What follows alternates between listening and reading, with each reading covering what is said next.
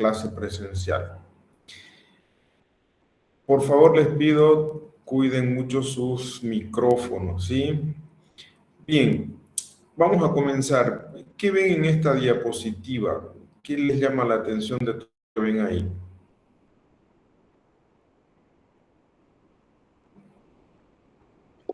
El transporte, doctor. Bueno, tenemos como común denominador medios o métodos de transporte, ¿correcto? Evidentemente, el transporte es la base fundamental para la homeostasis que hablábamos el día de ayer. Es lo que nos permite mantener ese equilibrio, es lo que nos permite que haya una equidad en la distribución de los líquidos intracelular, extracelular, intravenoso, vamos a decir, o intraarterial, es decir, en la circulación. Eso nos va a permitir que las sustancias, no solamente líquidos, electrolitos, nutrientes, llámese proteínas, glucosa, todo se movilice de un lugar a otro, se movilice desde el aparato digestivo hasta cada una de las células.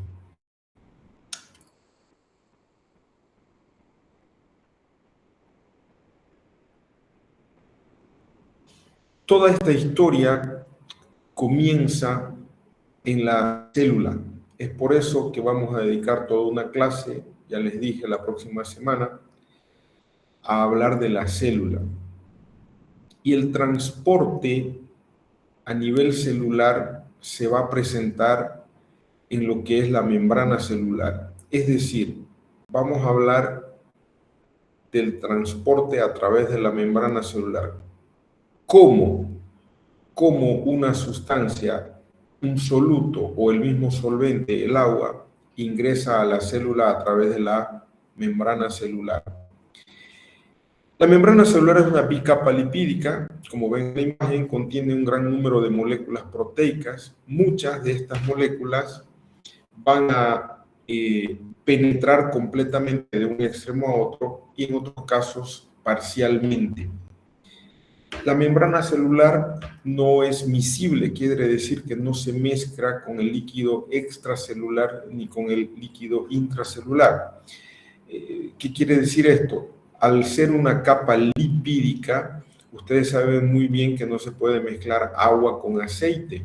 Entonces, al ser una capa bilipídica, se convierte en una verdadera barrera que impide el paso de sustancias, que impide el paso de manera no controlada del agua, etc.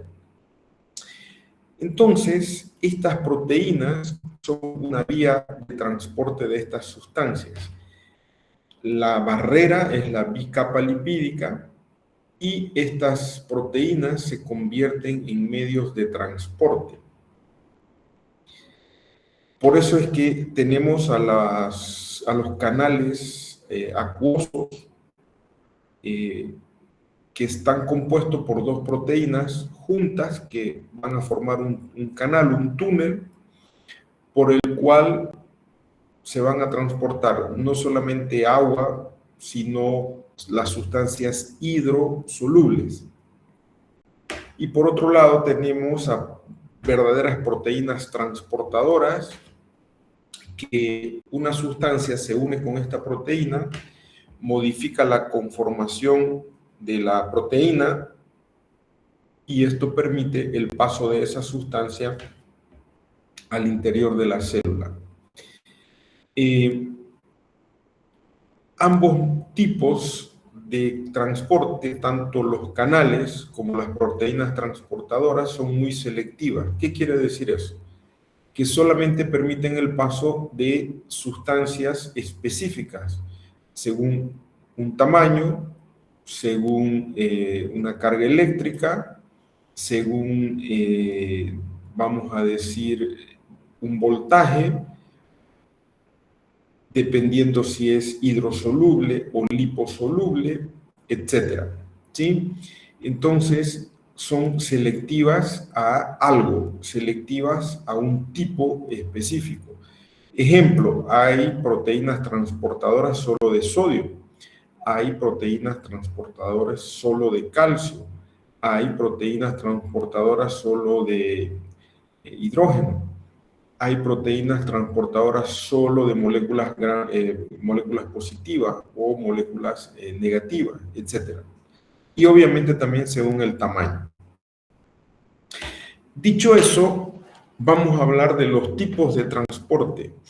Entonces, el día de ayer comentábamos y hablábamos de la difusión y decíamos que la difusión es un movimiento de una molécula gracias a la energía cinético-molecular aleatoria que permite que de por sí tenga estas moléculas movimiento.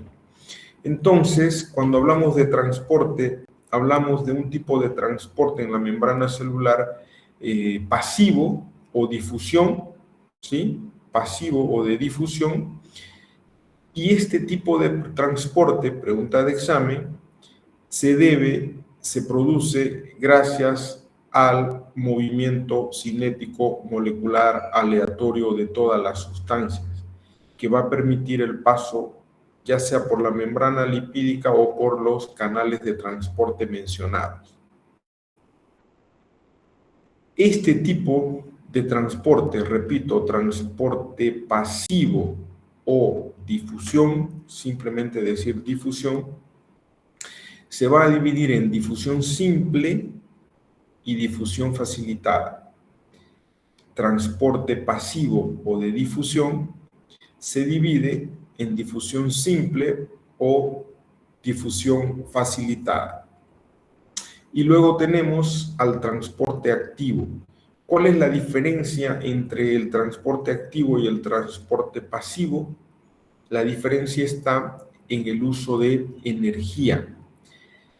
Y la segunda diferencia está en que el transporte activo normalmente va contra un gradiente.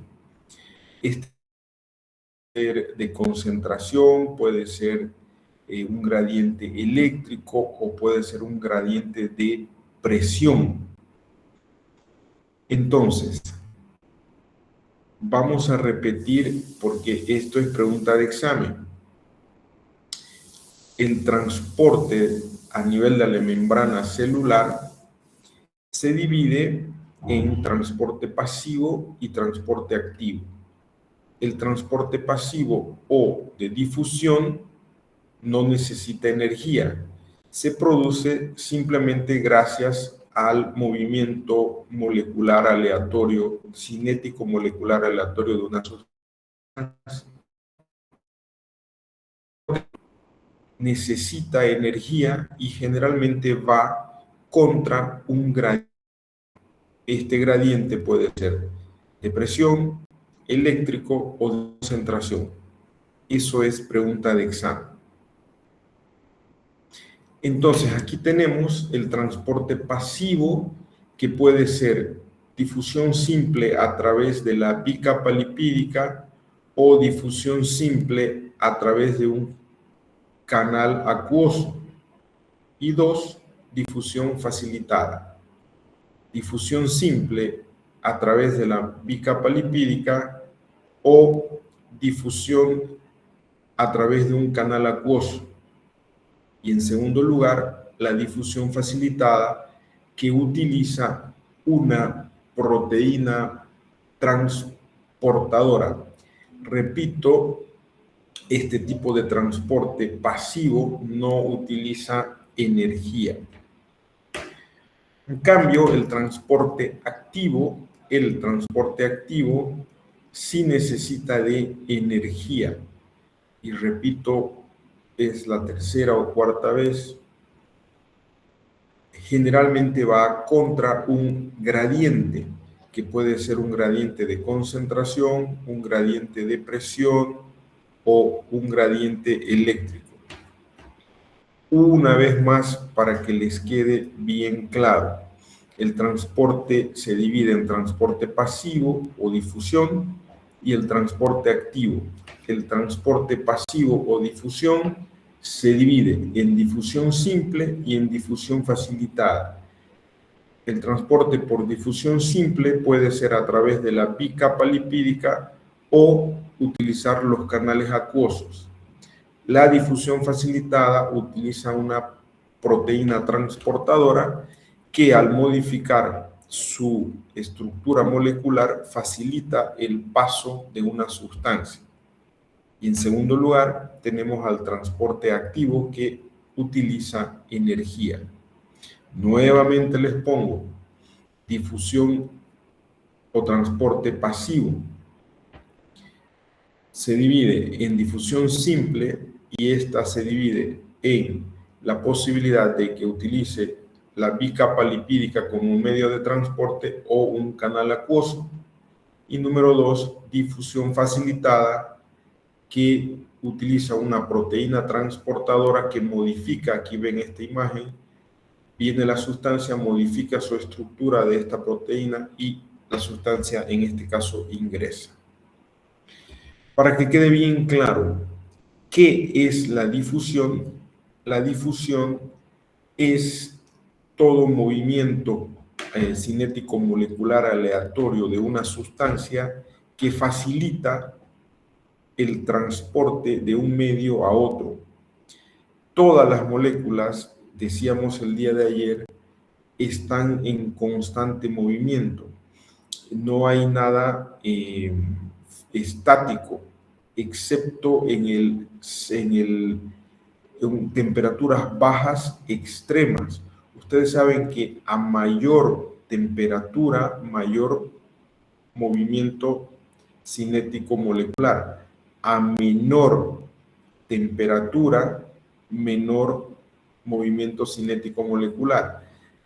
Inclusive el hielo congelado existe movimiento aún cinético molecular y existe lo que se llama el cero absoluto, que es, no recuerdo bien, casi llega a los 200 grados bajo cero, donde recién ahí se anula el movimiento cinético molecular. Entonces, lo que les decía, a mayor calor, mayor movimiento, mayor difusión. Nuevamente, miren, creo que es la quinta o sexta vez. Este tema no necesitan ni estudiarlo. Simplemente los que están presentes, que son 98 personas, con escuchar ya el tema lo van a saber de memoria. Entonces, el transporte de membranas se divide en difusión difusión pasiva o simplemente difusión y transporte activo, transporte pasivo o difusión y transporte activo. El transporte pasivo se divide en difusión simple y en difusión facilitada. La difusión simple se presenta gracias al movimiento cinético molecular y puede utilizar la bicapa lipídica. Y aquí quiero hacer una importante aclaración, pregunta de examen. Solamente las sustancias liposolubles atraviesan la bicapa lipídica. Repito por segunda vez, pregunta de examen. Solamente las sustancias liposolubles atraviesan la bicapa lipídica. Y utilizan también los canales acuosos. Y aquí nuevamente pregunta de examen. Solamente el agua y las sustancias hidrosolubles pueden utilizar los canales acuosos. Lo vuelvo a repetir, solamente el agua y los canales acuosos pueden utilizar solamente el agua y las sustancias hidrosolubles pueden utilizar estos canales acuosos. Ahora, ¿qué es lo que determina la tasa de difusión de una sustancia? ¿Qué quiere decir tasa de difusión? ¿Qué es lo que determina la cantidad o la velocidad o la rapidez o un mayor o menor flujo de una sustancia de un lugar a otro? Pregunta de examen. 1, la cantidad de sustancia disponible. Si yo tengo de este lado, como ven en esta imagen, más o mayor cantidad de una molécula y al otro lado menor, entonces la difusión se va a presentar de donde hay más hacia donde hay menos. Cuanto mayor sea esta diferencia, mayor el movimiento o tasa de difusión de este lado a este otro lado. Segundo, la velocidad del movimiento cinético molecular. Ya dijimos, a mayor calor, mayor movimiento cinético molecular. ¿Qué quiere decir eso? Que a mayor calor, este flujo, esta difusión de este lado a este otro lado va a ser mayor y viceversa. Y tercero, del número y tamaño de las aberturas en la membrana celular. Si yo tengo pocos canales acuosos, mi tasa de difusión va a ser baja. Si tengo muchos canales acuosos, mi tasa de difusión va a ser alta. Entonces, esta liposolubilidad está determinada, o determina, mejor dicho, la rapidez del movimiento de una sustancia. ¿Qué quiere decir eso? A mayor liposolubilidad de una sustancia, mayor movimiento cinético molecular o mayor difusión, como quieran llamarlo. A mayor liposolubilidad de una sustancia, mayor difusión a través de la membrana celular. Y obviamente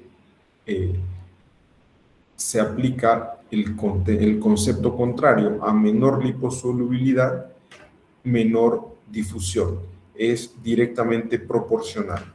Por ejemplo, el oxígeno, el nitrógeno, el CO2 y los alcoholes tienen una muy buena liposolubilidad. Por lo tanto, el paso de estas sustancias a través de la membrana celular es alto. Y vamos a poner el ejemplo del oxígeno.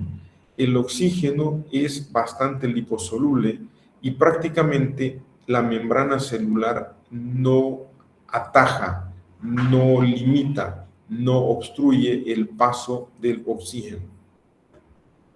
Entonces, la tasa de difusión es directamente proporcional a su liposolubilidad. A mayor liposolubilidad, mayor difusión y viceversa. Ya dijimos que el agua es insoluble en los lípidos de la membrana celular. Por eso es que el agua no pasa a través de la bicapa lipídica, pero utiliza los canales acuosos con una gran característica. La membrana celular de todas las células tiene un número importante de canales acuosos proteicos, lo suficientemente como para permitir y facilitar, pero tremendamente, el ingreso de agua a la célula, casi sin ninguna restricción.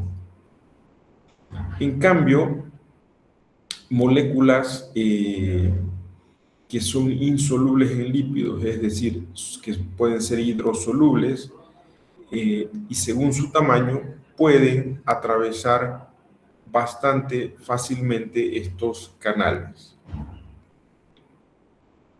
Por lo tanto, los canales proteicos proporcionan vías acuosas a través de los intersticios de las moléculas proteicas.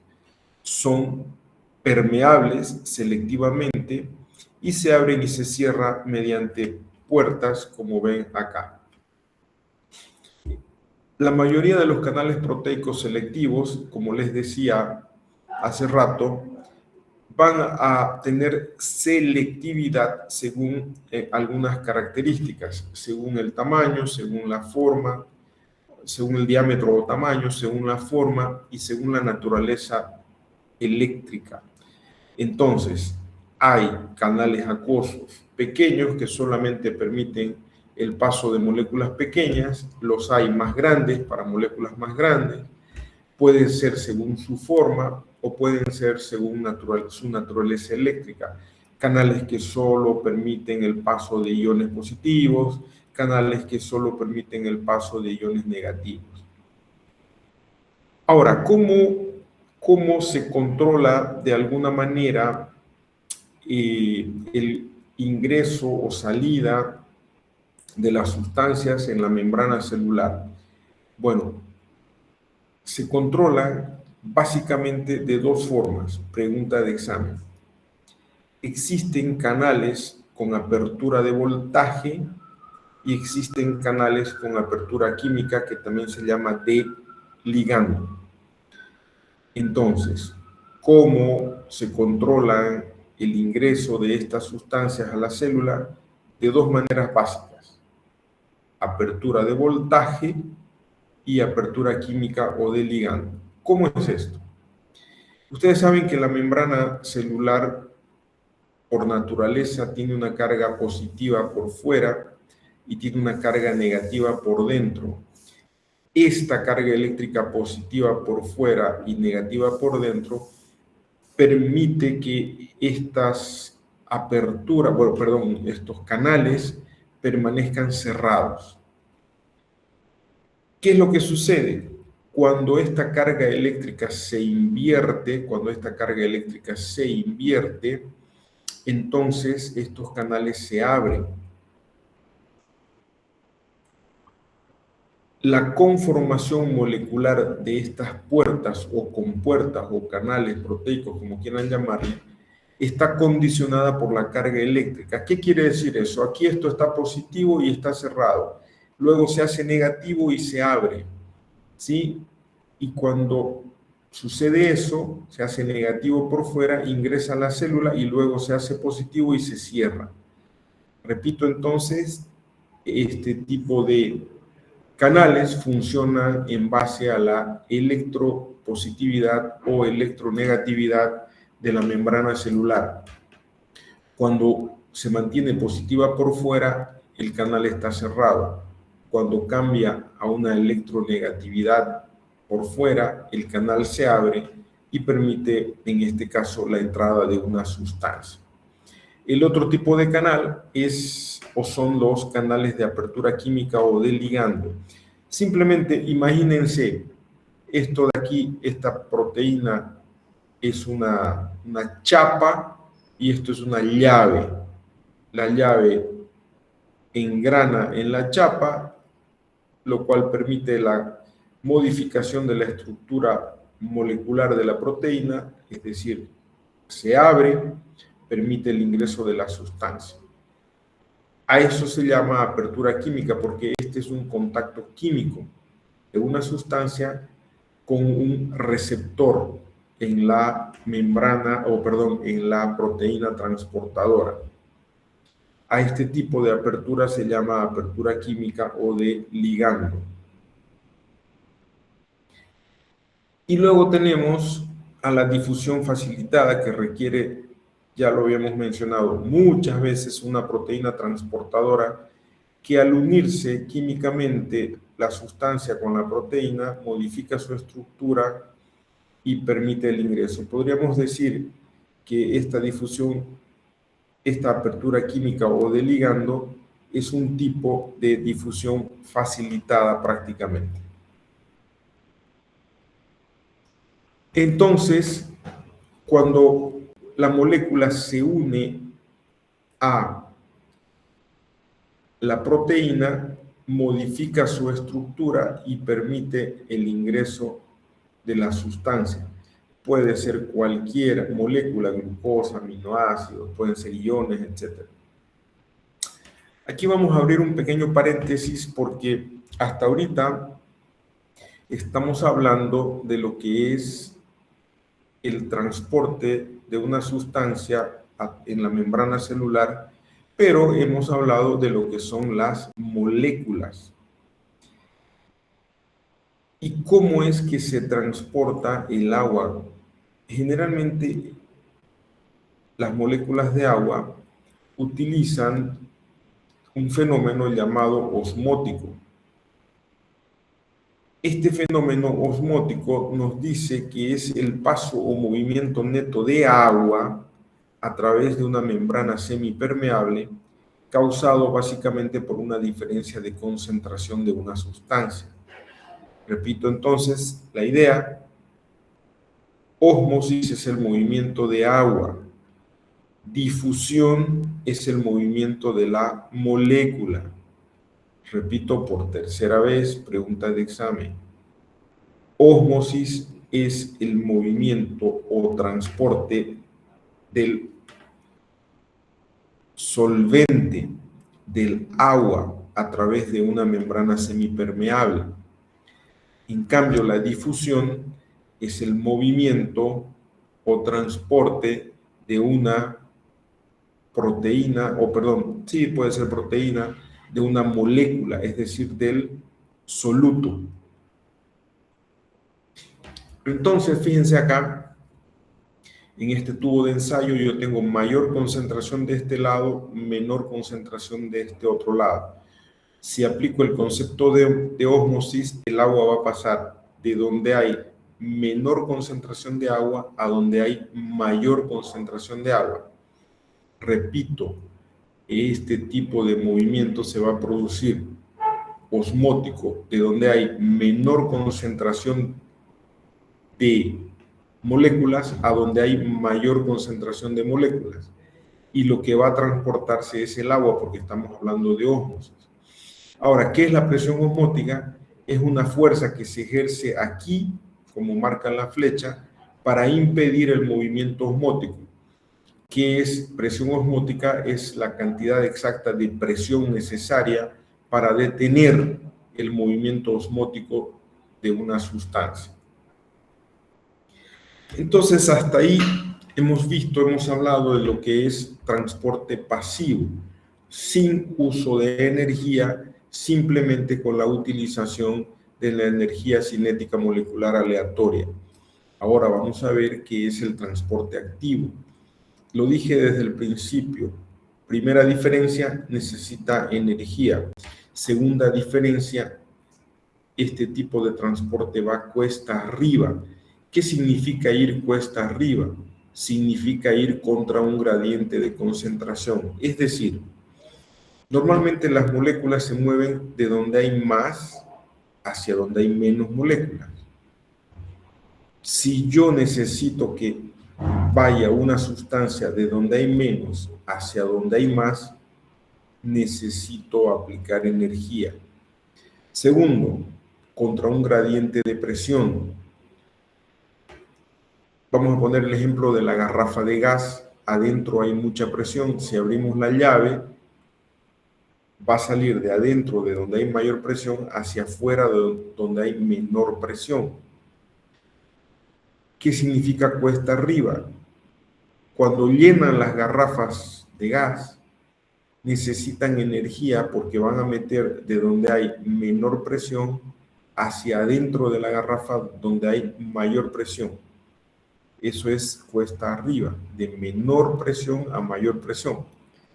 Y puede ser contra un gradiente eléctrico, es decir, solamente van a pasar o pueden pasar moléculas positivas o solamente negativas, a pesar de que normalmente hay un equilibrio, se movilizan la misma cantidad de moléculas positivas y negativas, eso normalmente, pero si yo solo quiero que se modifiquen o que se transporten solo positivas, necesito energía. Eso es el transporte activo. Va cuesta arriba, contra un gradiente de concentración, contra un gradiente de presión o contra un gradiente eléctrico, y para ello se necesita de energía. El tipo de transporte activo se divide en dos: transporte activo primario o transporte activo secundario. El transporte activo primario, la energía deriva directamente del ATP o de otro fosfato de alta energía dependiente de la propia proteína transportadora. En cambio, en el secundario, la energía deriva secundariamente de la almacenada en forma de diferencias de concentración entre los dos lados de una membrana, pero que ha sido creada por un transporte activo primario. ¿Qué significa eso? En primer lugar, vamos a ver el transporte activo primario, ¿sí? El transporte activo primario. Y vamos a hablar de tres ejemplos clásicos que deben conocer. El primero es la bomba de sodio-potasio, responsable, ojo, de mantener la diferencia de concentración de sodio y potasio en la membrana celular. Esta bomba sodio-potasio es tremendamente importante para la fisiología, es tremendamente importante para mantener la homeostasis. Vamos a dedicar una clase entera para hablar de esta bomba de sodio-potasio la segunda semana de laboratorio.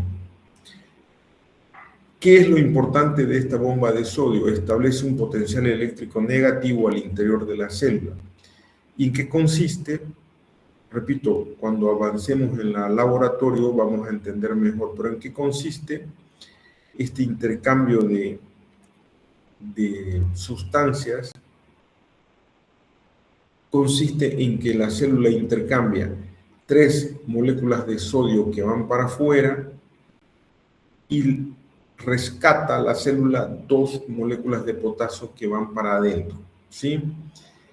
La bomba de sodio, entonces, gracias a esto, se cataloga como una bomba fundamental para mantener la diferencia de concentración de sodio y potasio en la membrana celular.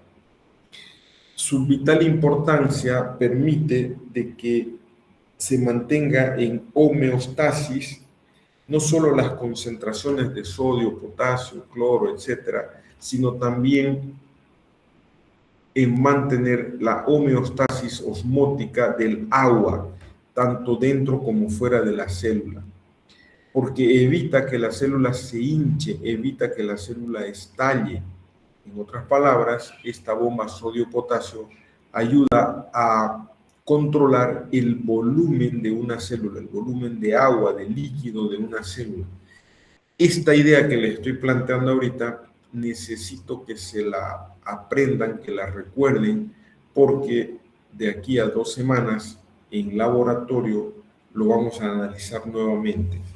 Por lo tanto, cumple un papel de vigilancia continua la bomba sodio-potasio, que regula, que mantiene en equilibrio a la célula desde el punto de vista del volumen de agua.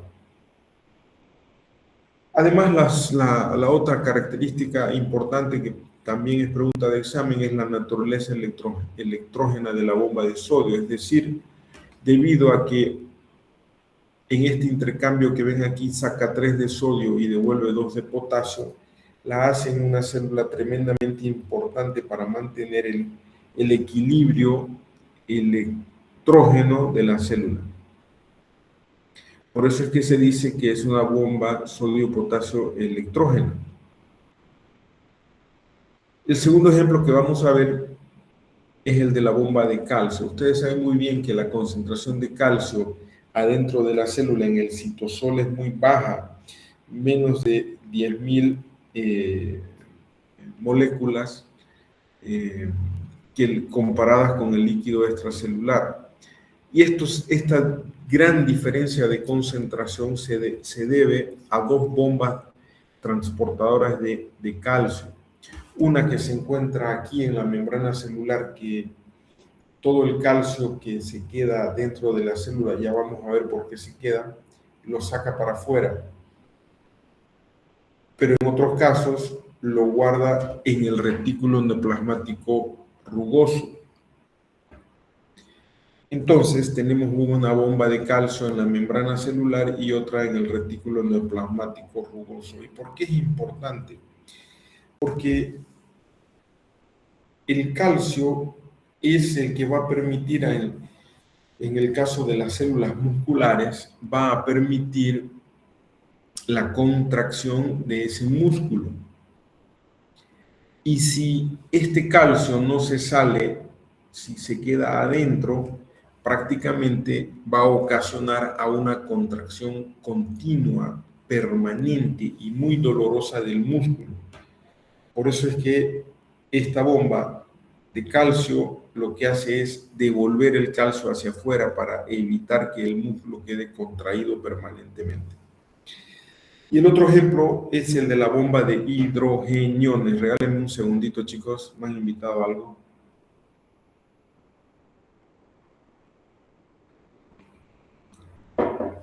El tercer ejemplo de transporte activo primario es el de la bomba de hidrogeniones.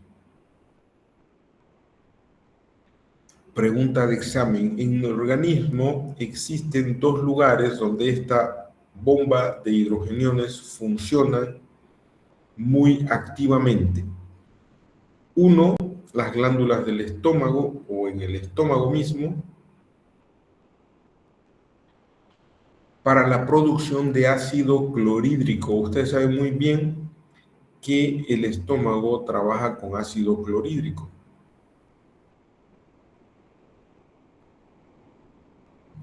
Y número dos, la porción final de los túbulos distales y los conductos colectores corticales de los riñones, que van a permitir, en caso de un exceso de hidrogeniones, la eliminación por orina de ese excedente de hidrogeniones para mantener un equilibrio, ya saben, la homeostasis.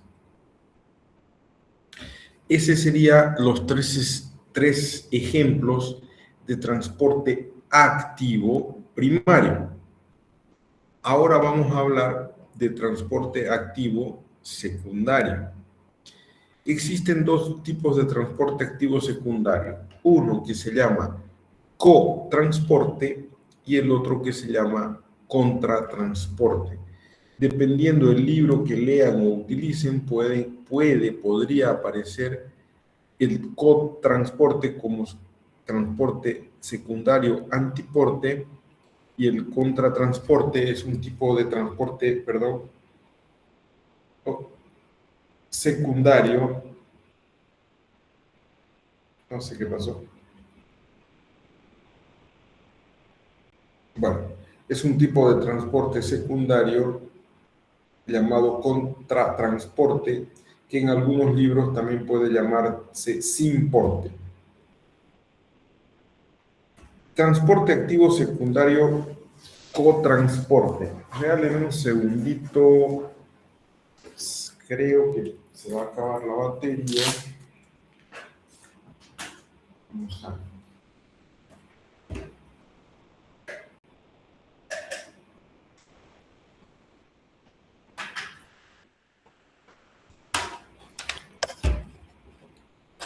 Ya, ahora sí, chicos.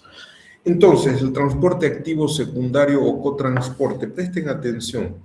La bomba, en este caso de sodio, crea un gradiente de concentración para que el sodio, vamos a decir, ingrese a la célula. Pero este movimiento de transporte donde el sodio está ingresando puede permitir al mismo tiempo que entre otra molécula, en este caso puede ser un aminoácido, aprovechando la energía de la proteína que está permitiendo el ingreso del sodio. En ese mismo momento se aprovecha y también ingresa la otra molécula, pero que no es su proteína transportadora y tampoco es su energía. Entonces, es un mecanismo de acoplamiento. Yo recuerdo cuando éramos muchachos, no había mucho micro, allá por los años 1900, ¿qué les importa? Como les digo. Entonces, para irnos del colegio a casa, nos parábamos ahí en la puerta del cole y hacíamos dedo. Me lleva y no faltaba una camioneta, una movilidad que paraba y nos subíamos el montón de muchachos. No era mi movilidad, no era mi gasolina, pero me llevaba porque esa persona iba para el mismo lado, pues me llevaba, ¿no? Entonces es un mecanismo de cotransporte. Repito, la molécula dueña de la proteína transportadora va en una dirección y aprovecha, se acopla otra proteína, otra molécula, mejor dicho, y aprovecha el viaje que también va en misma dirección. Cotransporte. En cambio, el contratransporte es básicamente lo mismo. Vamos a decir que el sodio en este caso igual ingresa a la célula, pero en este caso la sustancia, la molécula a ser transportada aprovechando este ingreso del sodio va en sentido contrario. Por eso se llama contratransporte.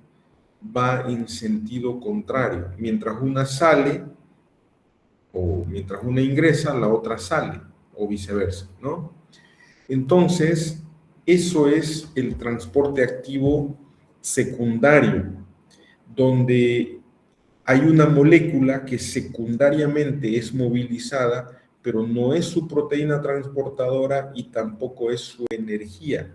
Aprovecha ese movimiento de circulación de otra molécula y es aprovechada por esta molécula, y cuando van en la misma dirección se llama cotransporte, y cuando van en direcciones diferentes se llama contratransporte. Entonces, el transporte activo se divide en primario y secundario.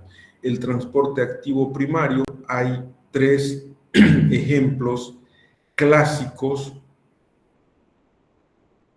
la bomba sodio-potasio, la bomba de calcio y la bomba de hidrogeniones, que representan típicamente a este transporte activo primario.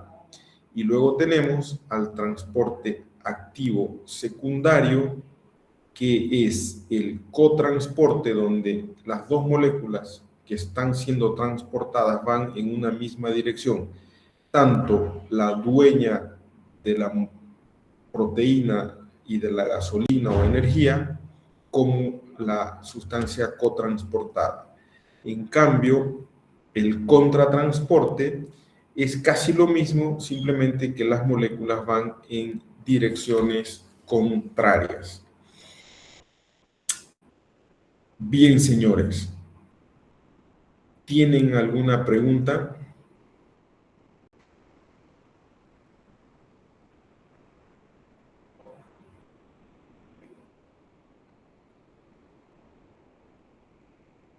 ¿Tienen alguna pregunta, chicos?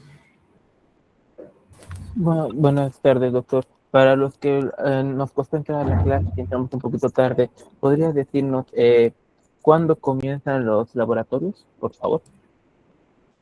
Perdón, ¿cuál es la pregunta? ¿Cuándo comienza el laboratorio? Disculpe.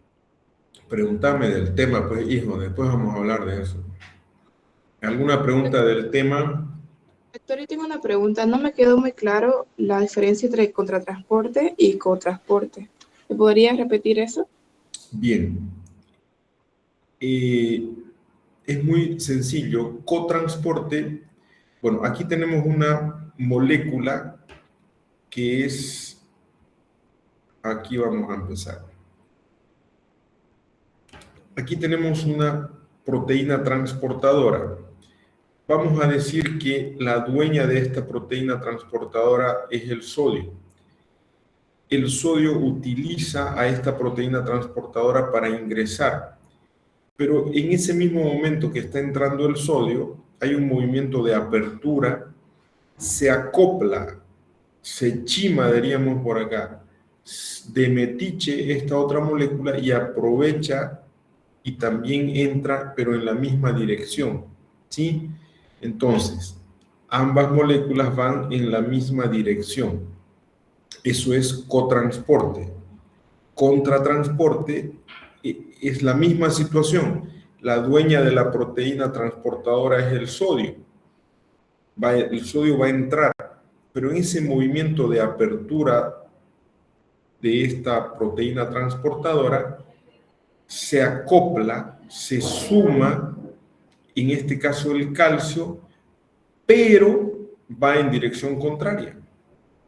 Mientras el sodio entra, el calcio sale. Esa es la diferencia. Cotransporte, las dos sustancias van en la misma dirección.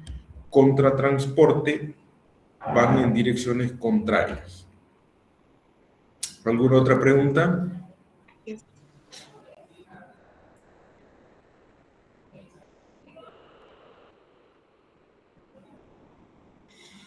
Bien, para los que no fueron a clases el día de ayer, las clases de laboratorio comienzan la próxima semana. Existen grupos con sus auxiliares.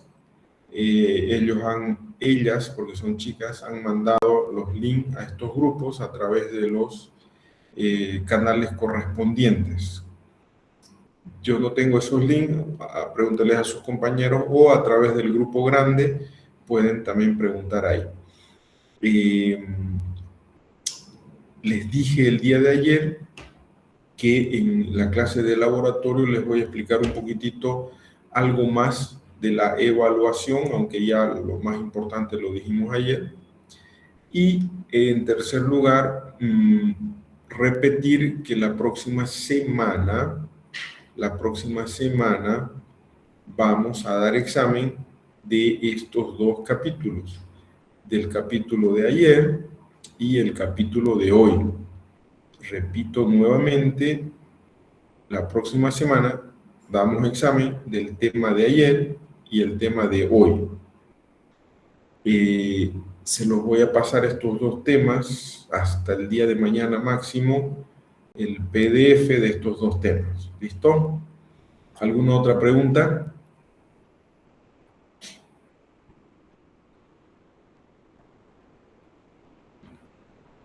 Bien, chicos, muchísimas gracias por su atención. Espero que haya sido todo bien claro. ¿No hay más preguntas para terminar la clase? Doctor, ¿el enlace al grupo general lo tiene usted o por dónde podemos conseguirlo? Porque los que no pudimos ir ayer no tenemos enlace al grupo general de la ¿Por qué no materia. pudiste ir ayer? Tenías que haber ido ayer. Estaba ocupado, venían unos inspectores a mi casa y pues yo tuve que estar asistiendo. No, pero tienes tu horario de clase era ayer, pues, hijo. Sí, pero vinieron unos Pregúntele a sus inspectores, vinieron por compañeros, servicio. ¿no? Pregúntele a sus compañeros para que le den el link. Yo no lo tengo el link. Muchas gracias. Listo, hijo. Bueno, nos vemos, jóvenes. Hasta luego.